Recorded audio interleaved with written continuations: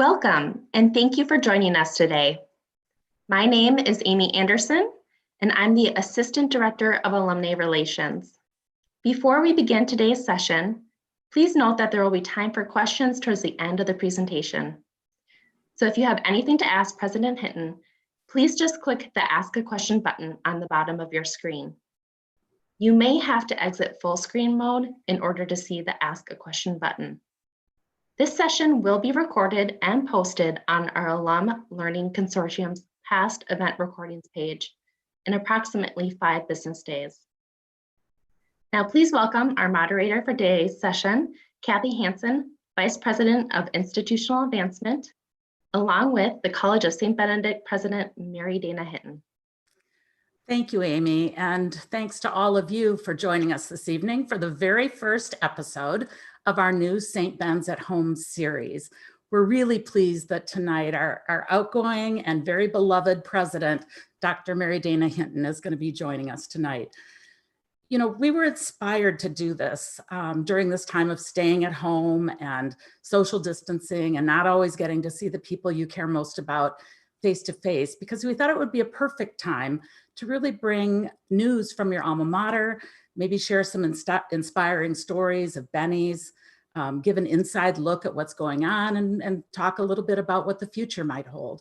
So we hope that you enjoy this. We hope that you find it inspiring.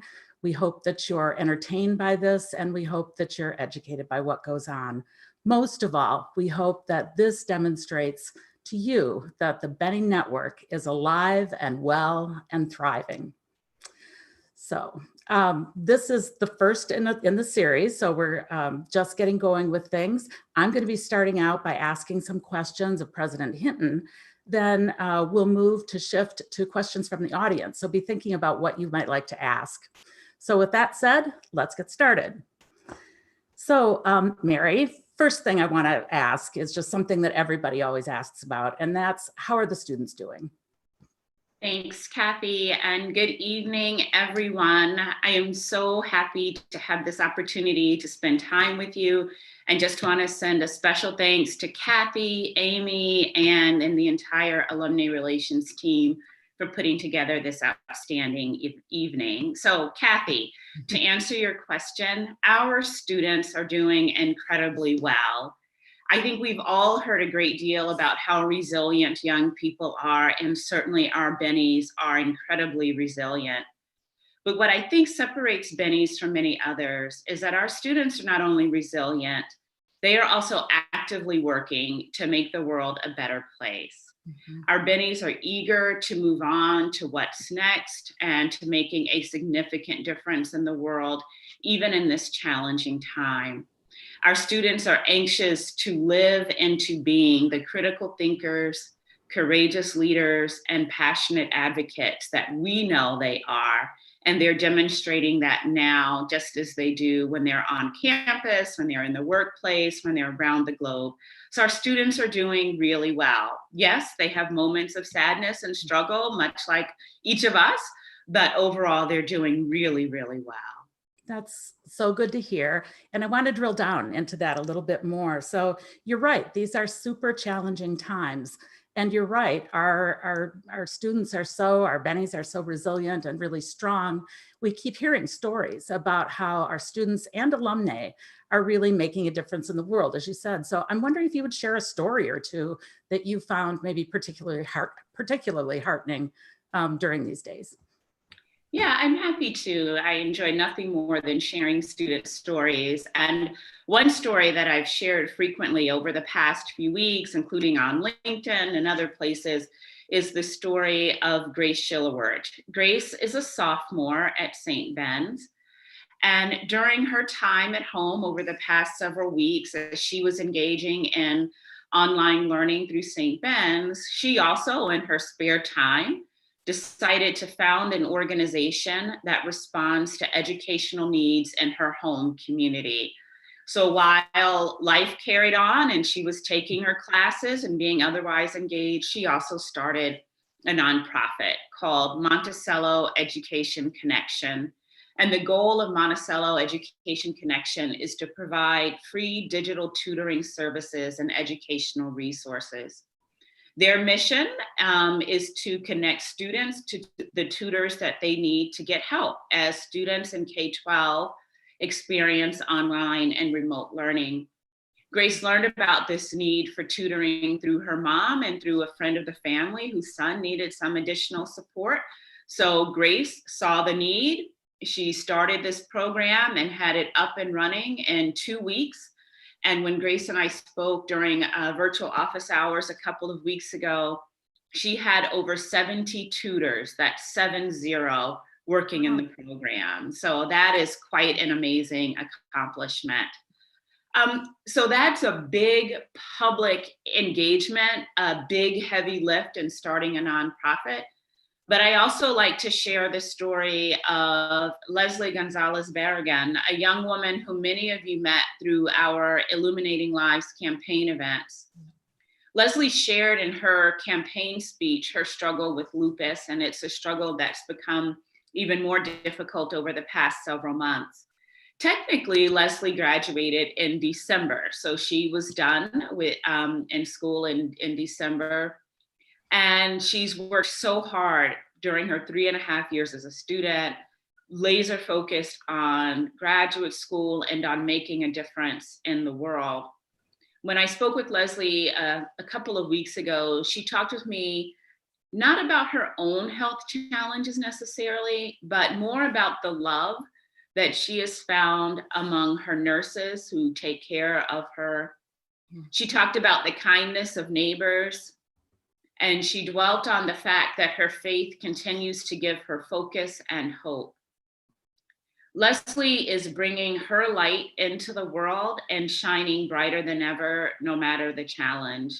And we all knew that from when Leslie spoke in the Illuminating Life campaign. There's something just luminous about her, as is the case with so many Bennies.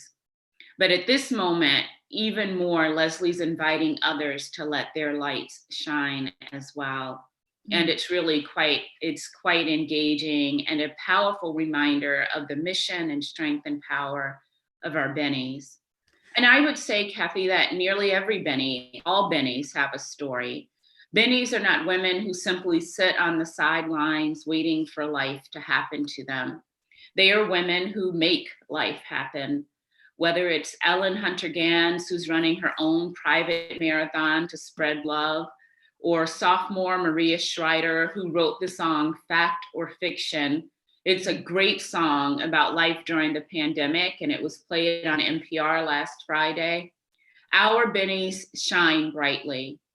And I want to be certain that we don't leave out the quiet stories of Bennies who may be working in their family's business in order to ensure the family has food and housing, or Bennies who we may never hear about. Bennie's stories that are widely shared and stories that are quietly lived out, I find are equally inspirational. You're so right. In fact, it makes me think of our Bennie Conversations program that we've started within the last couple of years, because we're trying to do exactly what you describe. And how do we hear those stories of Bennies that may not get, published widely or told in the newspapers or on TV, but are still extraordinary. And we've collected just amazing stories from alums about that. So I want to give a plug to Bennie Conversations and encourage any of you listening who would either like to interview or be interviewed to be in touch with us, because we'd love to include you in that and hear your story. I think that's great. I want to take a little shift now and talk about your own leadership. So I'm sure that when you came to St. Ben's 6 years ago, you could never have imagined that you would be leading within a global pandemic. And I'm wondering what some of the lessons might be, things that you've learned as a result of leading St. Ben's during this really challenging time. Yeah, of course, no one imagined a pandemic. It's literally unimaginable, but we have to live the life that's before us, and we have to make the best of it. And I think one gift that I've had during this time is the time and the energy and the bandwidth to write quite a bit. So I want to refer to two pieces. One piece that I wrote is about hope. And what I realized during this pandemic is that hope is perhaps the most powerful tool we have available to us as human beings. To me, hope is not a passive way of being in the world. Hope is what equips us to go out and make a difference. Hope is what enables us to live during a pandemic and still experience and extend compassion to the world around us. Hope is what enables us to get up and say, I'm going to make a difference each day. So to me, one of the gifts of this moment is learning about being reminded of the incredible power of hope. And I am grateful for that reminder. I also wrote a piece about the 5 leadership lessons. And I wrote this probably in mid to late March, so it was fairly early in the pandemic. But there were 5 things that immediately came to me as leadership lessons in those early days of navigating the crisis. And I think people will be familiar with each of these lessons and will understand why these are the ones that came to the surface for me. Certainly, one thing that I have learned is the importance of community. And I think what we've seen within St. Ben's and really around the globe is a renewed focus on the importance of community. If nothing else, we have learned how interdependent and connected we are as a society. So that lesson of connection and community certainly rose to the top. I think we've also been given the gift, and I certainly feel this as a leader, we've been given the gift of clarity about what matters most. Understanding that it's our connections to one another, it's the ability to be present to one another, it's the importance of a hug, it's the importance of being able to look someone in the eye, not through a screen. It's the importance of our mission as an institution. It's the importance of shared traditions and rituals with our students. Those are the things that matter most. And I think this moment has given us clarity about that and has helped us reimagine ways of being connected and engaged and present, even when we are physically apart from one another. The third gift that I have found really important is what I call strategic surrender. And I want to be clear, it's not about giving up. But one of the things that I had to learn as a leader is how to invite others in and listen to what they had to say in order to make good decisions as a leader. I think there's often been this notion that leaders exist somewhat in isolation and have all the right answers. And I hope that this audience has never heard me say that. I think everyone in this audience knows that I don't ascribe to that.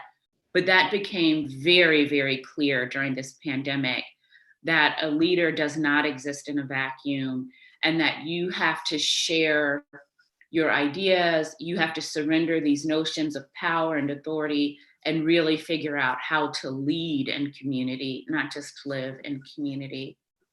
And there are 2 more gifts, one of which I think will resonate with most people. The gift of listening has also come to the fore. We have to learn how to listen to not only what people are saying in a format like this, we have to try to hear the hearts of those we're engaging with through technology. And certainly that the Benedictine value of listening can serve us particularly well in this moment when we're not able to be physically present. How do we listen with an open heart? How do we listen with purpose? How do we listen for connection and with joy? So that gift came to the fore. And then if there are any Bennies who are in this audience who graduated between 2015 and now, I don't think they'll be surprised to hear that one of the lessons that I identified, or a gift I identified, is the gift of imperfection. The Bennies that I had the privilege of journeying with know that I don't believe in perfection. And certainly this moment highlighted how perfectly imperfect we all are. how this time has taught me that we're all doing the best we can, and that while we want to learn from mistakes, I think there's also some benefit in embracing, in witnessing to, and in being compassionate about our imperfections. I think the gift of grace, the gift of imperfection, and the gift of compassion have all come to the fore. So those are just a few of the things, Kathy, that I have learned as a leader in this moment. Things that while they rose up out of this chaotic moment of a pandemic, I hope that I will carry them with me when this pandemic is but a memory. Thank you, Mary. As someone who's worked closely with you, over your time here, but also, especially during this pandemic, I've seen you demonstrate those leadership qualities again and again, and you serve You. as a role model for our students, but also those of us who are on staff and faculty. So I want to thank you for that, and want to just circle back to one of the articles that you mentioned about hope. And as I recall, that essay was called "Hope is a Weapon," which I loved because it was not about just a feeling, right? We feel hopeful or whatever. It's a tool, as you mentioned, I think something that we use to take action and to change things, hopefully for the better. So I loved that metaphor of it, and the sort of action orientation that it brings. So thank you for that. Let's think about your time at St. Ben's too. It's been 6 years almost now. And I'm wondering, when you think back to coming here six years ago, what do you know about St. Ben's now that you didn't know when you arrived here? Well, you could write a whole encyclopedia set, to use an old school reference there. You can fill an encyclopedia with what I've learned during my 6 years at St. Ben's. Towards the end of my first year as president, I shared that I had spent a great deal of time that year trying to understand the secret sauce that made St. Ben's so special. Mm-hmm. And one of the things that I realized and that I declared then was that a key to the health and a key to the heart of the College of St. Benedict is the commitment of the alumni to this institution. I didn't know when I started in this role exactly how powerful that commitment would be for our students, for the institution, or for me as a leader. So I just want to say that, and it's not just because this is the audience that I'm talking to, that was really one of the first things that I had not expected. That was just so clear to me, that the intergenerational connection of women is so incredibly powerful, Kathy. And I didn't know that coming in the same way that I know it now as I reflect on my time here. Mm-hmm. I also didn't know that some of the people I would be closest to as the president, and I hope throughout my life, would be alumni. And I am so grateful for the many wonderful friendships with alums, and I'm grateful to all of them. And I am going to mention two in particular tonight. I want to say hello and wish a very happy birthday to Lois Liners, whose birthday is tomorrow. And Lois will be 95 years young tomorrow. So I hope you'll all join me in wishing Lois a very, very happy birthday. I met Lois at a reunion. It was Lois's 70th reunion in 2016, and we happened to enjoy dinner together that evening. And, Lois is an amazing woman, someone I love to talk with, someone I love to write letters to, and she writes me the most beautiful letters back, and someone that I have just learned a great deal from. And that has been one gift that I didn't expect. And of course, and again, anyone who's been to a reunion won't be surprised about this next shout out. I need to give an additional hello to our Joe Tearaway, who is among the funniest, strongest, and most thoughtful women I've ever met. And I met Jo at my first reunion in 2015 when she told quite a funny joke that I won't even attempt to tell because I can't tell it as well as she can. But I want everyone who's on to know that Jo will turn 104 years old on June 5th. So I hope that everyone will hold both Lois and Jo so close in your hearts and wish them the happiest of birthdays, tomorrow for Lois and June 5th for Jo.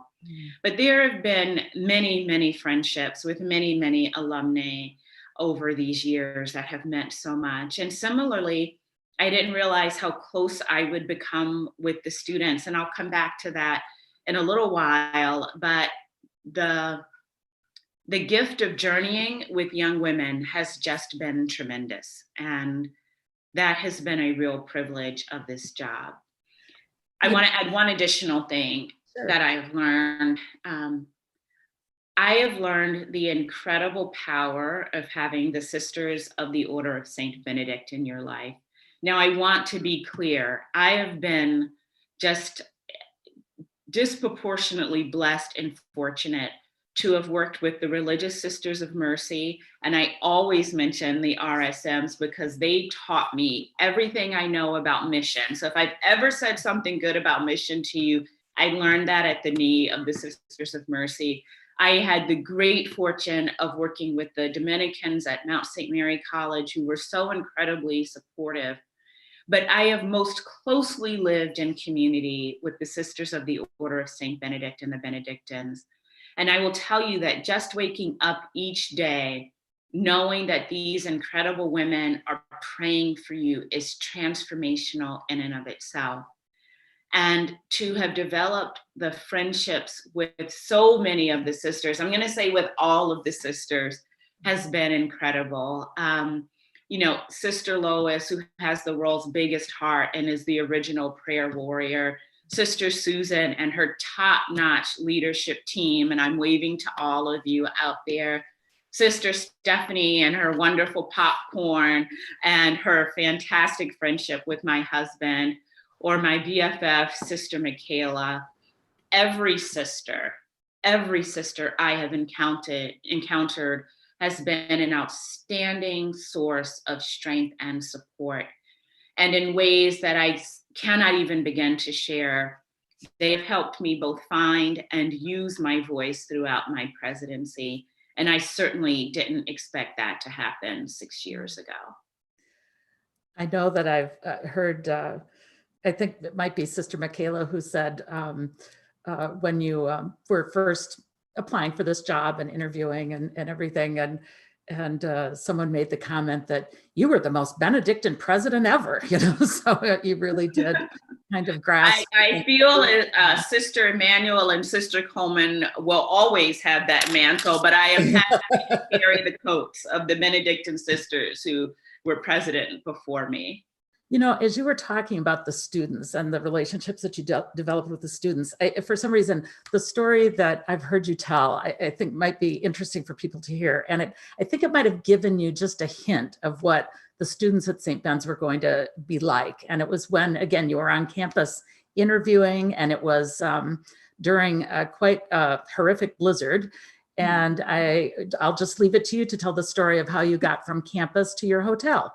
Oh, Kathy, you know that story is far too long for you this can do time. The condensed version. It's just great. I will try to share the shortest version of it I can. So as Kathy mentioned, when I interviewed, and there are a number of stages to a presidential process, and this was the next to last interview step. It was the on-campus interview. So there had been meetings before that and an interview before that, but this was the on-campus interview. And there had been, it was the polar vortex winter. So if you picture February of 2014, it was that winter. And a storm was brewing, and I thought, wow, you know, Minnesotans really are very serious. I didn't realize the scope of what was on the horizon. And so the interview day, on campus was to go from 7:30 a.m. until about 9 o'clock p.m. on a Thursday. And then on that Friday, it was 8 a.m. until 4 p.m. So keep in mind, I'm starting at 7:30 a.m. Around 10 o'clock a.m., I see people whispering about we may have to close the campus. And at that point in an interview process, you guard your heart. You don't want to get your hopes up too high. And everything looked great on paper, but it's early. And so I was like, well, whatever will be, will be. I'm going to trust the process. And by noon, you could just tell that it would have been irresponsible to not start shutting things down. And I remember Rita Canazol, and Rita, if you're watching, hello, I love you. Rita was saying, I'm going to have to close the campus, and there's no one with more integrity or a bigger heart than Rita. And it was the right thing to do. But as a candidate, I was watching my chances of being president get shut down with that closure. In any case, the meeting that we thought would have, 300 people, or maybe 8, I don't know. The big student event, 4 very hardy Bennies trudged over to Gretzky to meet with me. The dinner, which was to have been, I believe, at Cafe Renaissance, was in Gretzky. It's when I fell in love with Mongolian Grill at Gretzky. And there were maybe 6 of us, maybe 8, I think 4 sisters. Tom and Joyce Schlew made the trip over. In any case, at the end of that dinner, you couldn't see your hand in front of your face outside. And I needed to get to St. Cloud to get back to the hotel. And they offered to have my outstanding chief of staff and St. Ben's alumna, Catherine Enck, drive me. And it felt, I don't want to risk this woman's life on the roads. And I said, this morning you had security bring me over. Could security take me back to the hotel? No problem, they said. And up pulled the security truck. You could barely see it. And I'm expecting, for some reason, the head of security, Darren Swanson, to jump out of the truck. Now, why I thought it would be Darren 13 hours later, I don't know, but I did. And I see someone bopping around the truck, and up appeared the most delightful, youthful face I've ever seen. And she said, I'm from security. I'm taking you to your hotel. And a shout out to Bethany Perkapeel if she is on. And I thought to myself, no, no, you are too young to drive, or you old enough to drive. But you remember, here's a life hack for all of our Bennies who are on the job market. When you're in an interview, you're always in an interview, and conduct yourself accordingly. So my strategy was to find out what class year Bethany was from and where she's from. And I said, I wanted to get through that because I knew that 78% of students came from Minnesota. I was thinking maybe Bethany's from Duluth, maybe even from, Canada. I was getting all excited. I was like, Bethany's been driving in the snow her whole life, was my thought. So we go through all the niceties, and I get to Bethany, where are you from? And she says, Portland. And I looked at her and I said, Maine. And I knew it wasn't Maine because I didn't have any students from Maine because I'd done my homework. And she said, Oregon. And off we went. And I said, Bethany, does it snow in Oregon? And she said, not usually. And we went. And I was probably gripping the handle. But I will tell you, by the time we got to that hotel, it was no longer about a good match on paper. It was that my heart had been won over by the young woman driving me.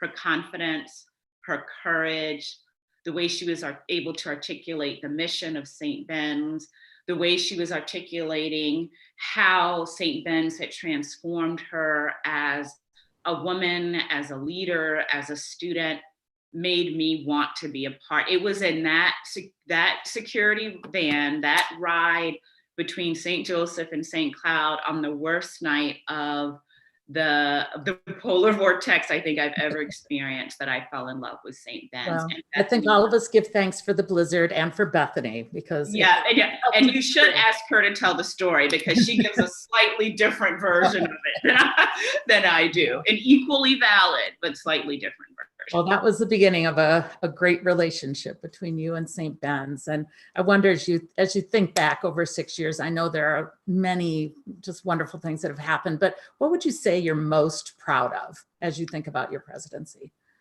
I am fortunate to be able to say that as a community, we accomplished a great deal over the past 6 years. 99% of the things that I am proudest of, though, were not my accomplishments alone. So I need to give a big thank you, particularly to my cabinet, for doing just a stellar job every step of the way, and being my partner on this journey. So thank you to you, Kathy, for what we did with the campaign. I am so proud of the Illuminating Lives campaign and the way we went out into the world and boldly raised funds to support our mission and the young women we are so proud of and that we proudly serve. That was a huge collective lift by your office, the President's office. So thanks to Becky and Vicky and Catherine who make the President's office and so many parts of the institution run. Thanks to our donors, friends, and alumni for making the Illuminating Lives campaign come to life. I am really, really proud of our academic program. I'm so proud of the 2 liberal arts illuminated conferences. Those conferences really helped us stake our claim as leaders in the liberal arts. That was a whole campus effort, whether it was academic affairs under Richard's leadership, whether it was just the work of the campus community as a whole, from catering and events to putting together the program. Tammy and Margaret worked so hard on it. Sue Palmer brought her team to it. Mary Geller and her team made a difference each day in the lives of our students and in bringing our vision forward through that conference. That was fantastic. I'm proud of the significant rise in our ratings. That has been incredibly, incredibly heartening and gratifying. I'm so proud of the quality of the students that we recruit at St. Ben's, and I'm so grateful to Nate Daney and his admission team and the work that they're doing. And the fact that we are leaders in inclusion is also incredibly gratifying. And the work that Brandon Woodard and student development alongside Mary Geller and her team, Amanda Janser, Anna Mercedes, all of that work I am really, really proud of. That was a collective lift. But personally, I will say personally, what I am most proud of is the fact that the students say they know me. The students say they see me, they know that I know them. Because at the end of the day, Kathy, you can read a book about leadership and you can do the techniques and the strategies. And if you do your homework well enough, I think you'll have some success. But to let yourself be known to the community and to share your heart and to have others share their hearts with you, and for every Bennie who has shared her heart with me, I am super proud of that. And I'm grateful to all of the people, from the cabinet to the board, to the students, to the faculty and staff who have enabled me to share my heart with them. It's amazing. I mean, you have embraced them and they've embraced you, and it's wonderful. I remember my first commencement that I was here. I was sort of just in awe when, as the processional is coming down the aisle, you were towards the end, of course, because you were on the platform, part of the platform party. And as soon as you walked down and got to the student section, they immediately stand up and give you a standing ovation before anything even starts. I mean, it speaks to the relationship. They are very kind. I tell you what, I would give a standing ovation for every one of the Bennies that I have had the privilege of serving, without a doubt. I want to circle back to something you mentioned just now, and that was the work that the college has been doing in inclusion, which you have been a leader and champion for. And you speak often of kind of radical transformational inclusion. We've made some really good strides, and I'm wondering how you think that we can best continue to strengthen that legacy, grow it, expand it. Yeah. I think the first step in strengthening, growing, and expanding that legacy is realizing that it's not just my legacy. It's actually, I would say it's the legacy of the sisters. Our inclusion work is grounded in our mission. We were founded with the radical and transformational idea that women deserve a full education. That was a revolutionary act of inclusion. So that's the legacy piece of it. I am honored to have been able to carry that forward and to help it evolve into this stage. But our founding, our status as a college for women is a revolutionary act of inclusion, I think. Mm-hmm. I think we have to continue that radical revolutionary work today. It's work that is uncomfortable, and we have to be willing as a community to be in uncomfortable spaces, to hear uncomfortable things. It means that we have to recenter who is privileged in a conversation and listen to voices that have historically been silenced. And that includes women's voices collectively. We have to be willing to be in that space. Sometimes it means questioning those things and ideas and practices and policies that we love and are used to and we label as traditions, but that aren't inclusive.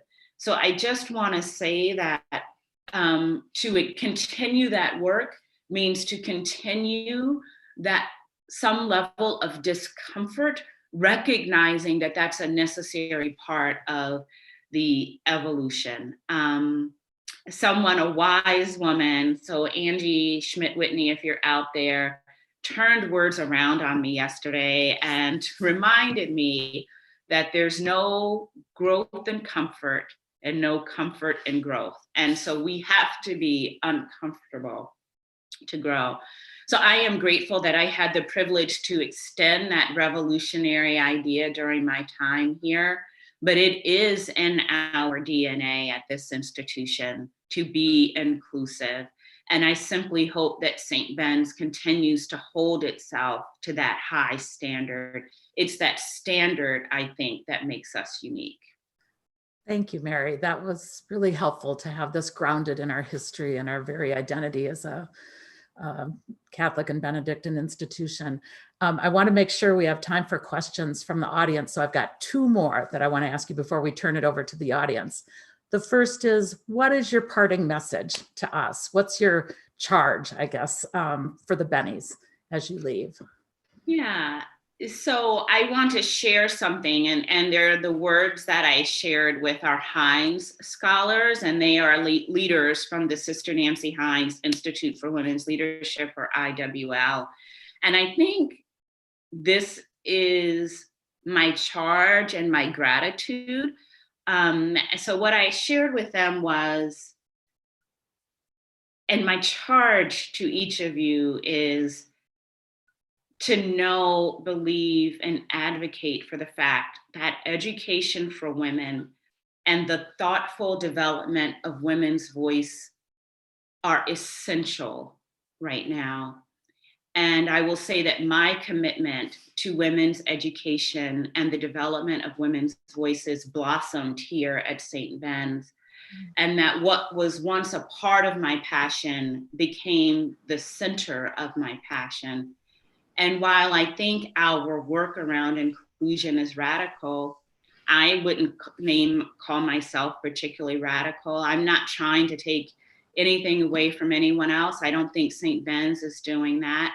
I want St. Ben's to always recognize, and we do, that one woman's success never compromises another woman, nor does it compromise a man. In fact, any woman's success empowers the world.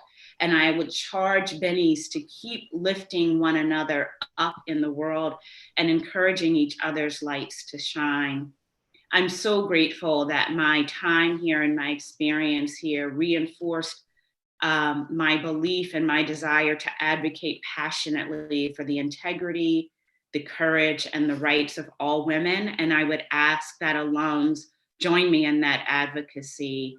Join me in saying that women deserve systematic and systemic equity, that we need to give voice to our needs, and that we should demand that we never be called complainers or whiners or anything other than warriors for justice and for truth, for what is right and what is just.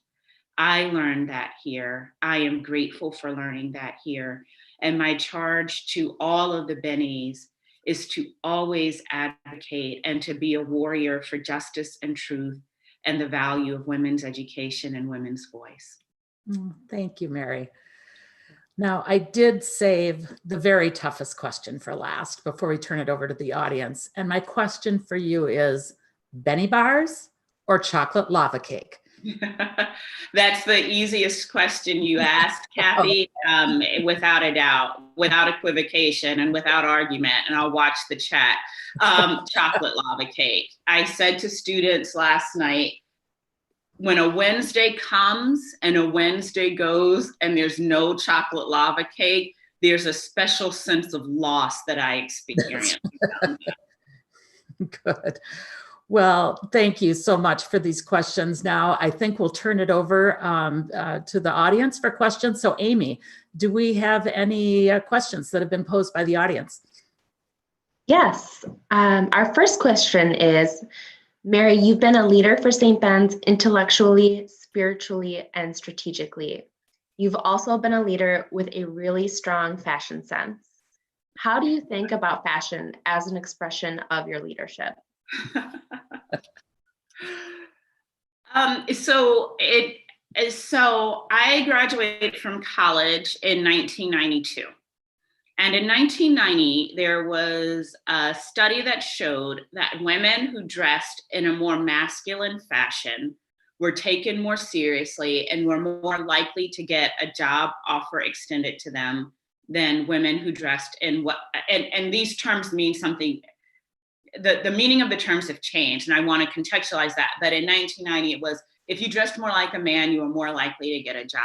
Mm-hmm. And I ascribe to that. And I know all of you of a generation, we all wore those giant shoulder pads. We all had the pantsuits, and I'm not mad at pantsuits, but we all did that because floppy bow ties, right? Floppy bow ties. Big, oh my God, those giant bows that we would wear, or the ties, I'm forgetting the actress's name, but we would dress in a way to I think look like men. So and to be taken seriously. And I realized as a leader a long time ago that I was just different. I don't fit the profile of a lot of leaders.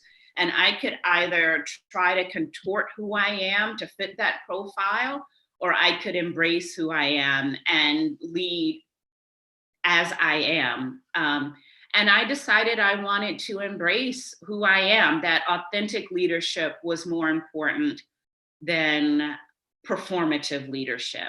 So for me, and this is not the case for everyone, but for me, I am comfortable when I wear certain things. Kathy knows I love a ruffle. I like a feel. It makes me feel good.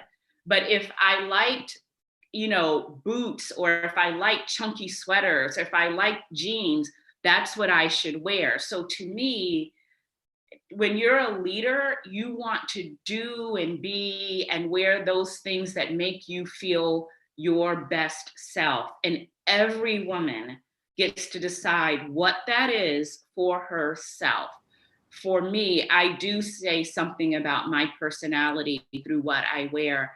And it is, you could look at it as fashion, but more than anything else, it's a political statement. So if someone wants to dismiss me because I wear heels or dresses or ruffles, they can choose to do that. That'll be fun.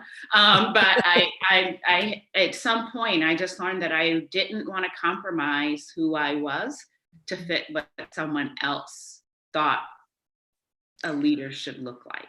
And I think every woman has to make that decision for herself. Did you ever get pushback, maybe early on? I know you haven't. I don't think you have here at St. Ben's. I may be wrong about that, but I feel like it's been a part of, as you said, who you are and your authentic leadership. But maybe earlier in your career, did you ever get comments or, did you have to deal with anything like that?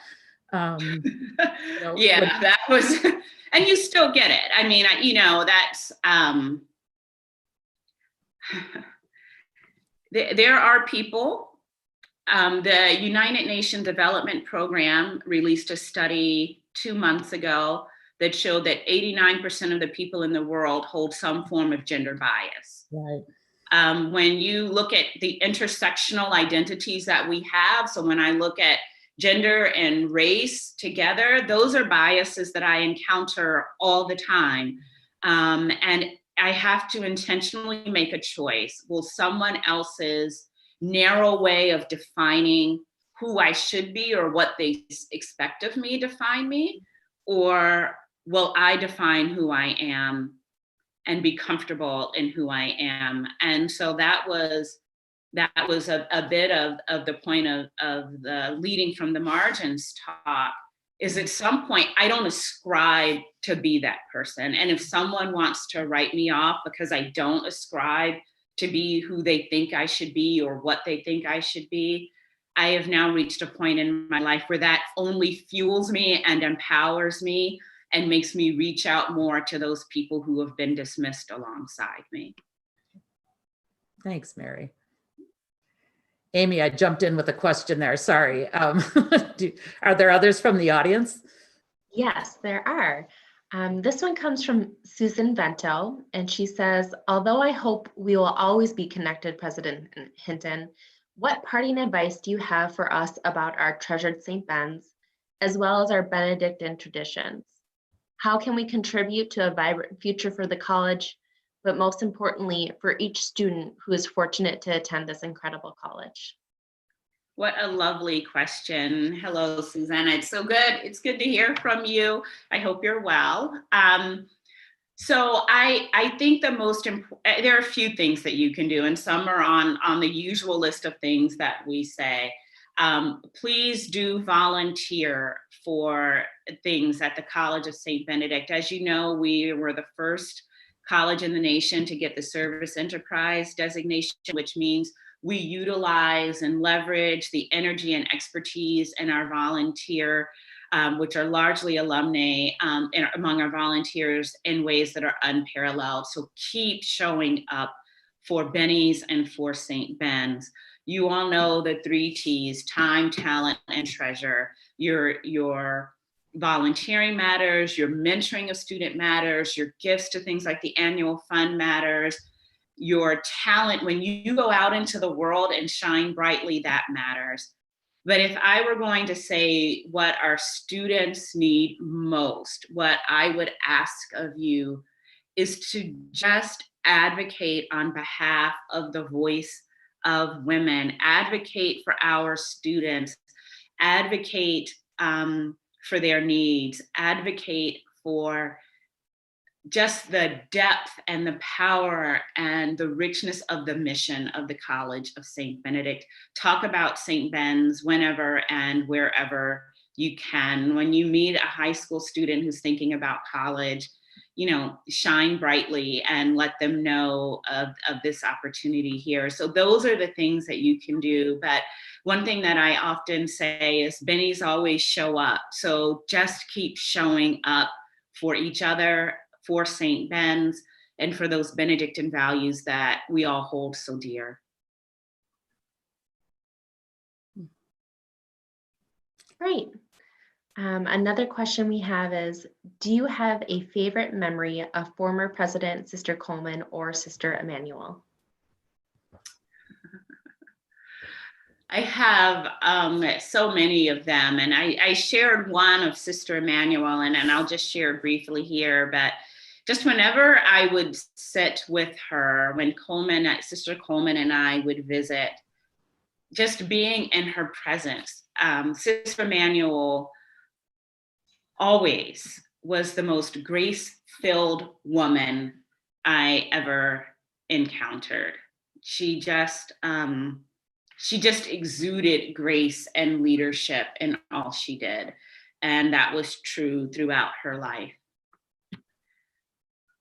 I guess I have so many memories of Coleman. We did a lot together, but there are two that I will share.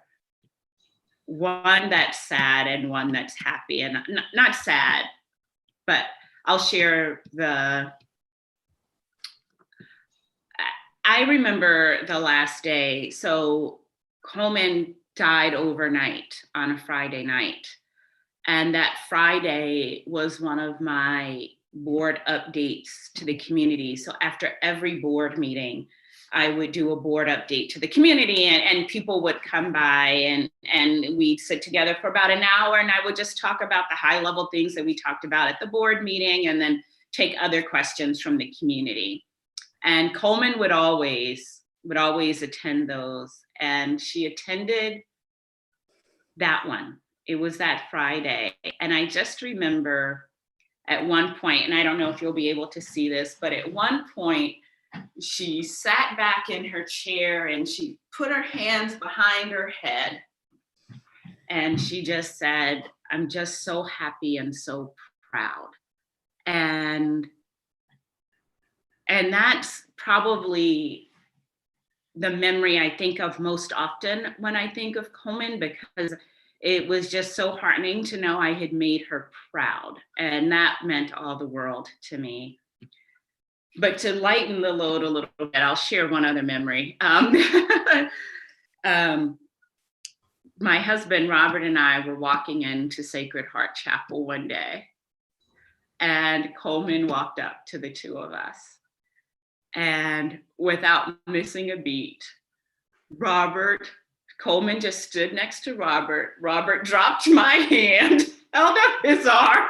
Coleman took his arm, and he escorted her right into Sacred Heart Chapel. And I always thought, she's got his heart, and it just made me happy. It just made me happy. So when I think of Coleman, I think about the fact that she loved this place more than life and was so proud of St. Ben's, not just me or me, but proud of St. Ben's.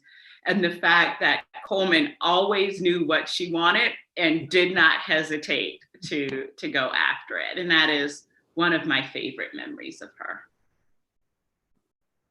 That's wonderful. Amy, any more questions? Yes. This one comes from Carol Phelan, and she says, "Mary, as you leave St. Ben's, besides us having to find someone to replace you, of which is impossible, what do you see as the college's biggest challenge?" Well, a couple of things. Hi, Carol. It's good to hear from you. If Sydney is anywhere nearby, hi, Sid. How are you? I miss you. I miss your smile. Sydney is just an outstanding Bennie, Carol's daughter, who is letting her light shine all around the campus. First, you will have an interim president who will do, I'm certain that you will find a wonderful person who will have her own shoes to fill. And I know that you will welcome the interim president with open arms and the same warmth with which you welcomed me.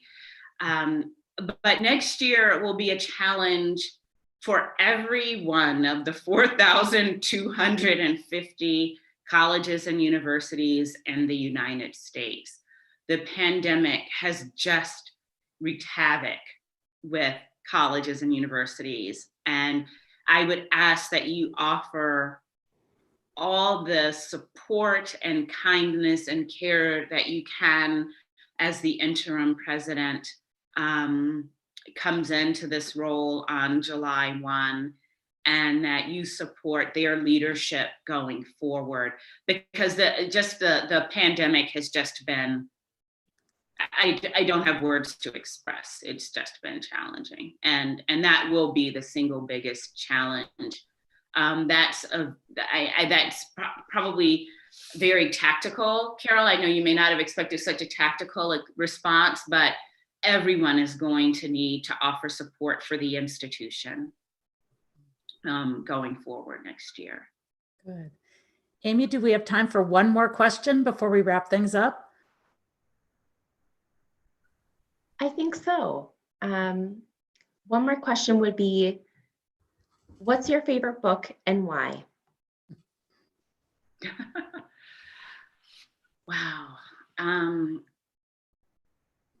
I love so many books. That's really hard. So I'm going to tell you about a book. It's the book that I've talked about the most when people have asked me that question.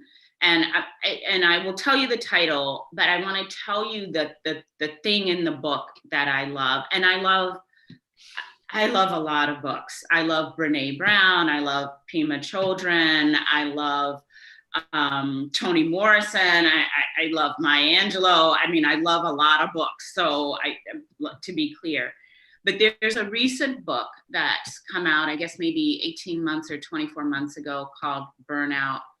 And it's about women and stress. And what I love about it is there's a section where she talks about the fact, Emily Nagoski is the author, and she talks about the fact that women so often feel they have to be human givers, that they don't allow themselves to be human beings, that we don't just allow ourselves to be, that so often we feel like we have to give and give and give and give, and we don't stop and say, wait a minute, I have a right to be and not just give away all of who I am. And I just love that. I love that notion that we are human beings. And in order to have anything left to give to the world, at some point we have to allow ourselves to be and to flourish and to embrace who we are, what we are, as we are. And a human being knows in their soul that they are enough. And that's what I want for all women. It's what I've tried to share with our Bennies. You are enough. You get to be. You get to rest in who you are. And you can't find your worth by giving everything you have away. Your worth is just in your being. And so that book really helps me think about that fact quite a bit. Thank you, Mary. And I think that might be a very good note on which to end the questions tonight. So it's all the time we have for questions this evening. Mary, I want to thank you again for coming, for sharing with us, for telling stories, and for reflecting a bit on your time leading St. Ben's. We're very grateful to you for that. And thank you to everybody in the audience who participated tonight. We love doing this. Thank you for being part of our inaugural audience. It's been just delightful to do this. Mary and I will be logging off, but I ask you to stay on for just a few minutes for some final comments and details from Amy Anderson about this evening's episode and about upcoming episodes in our St. Ben's at Home series. So thank you.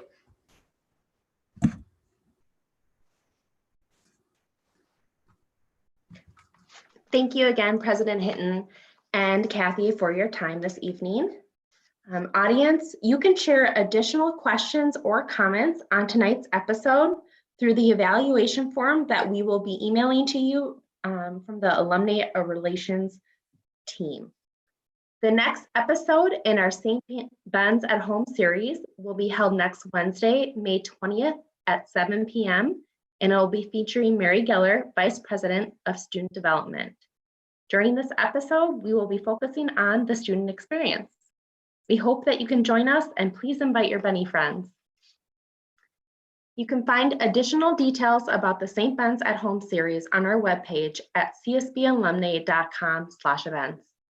Thank you all for attending.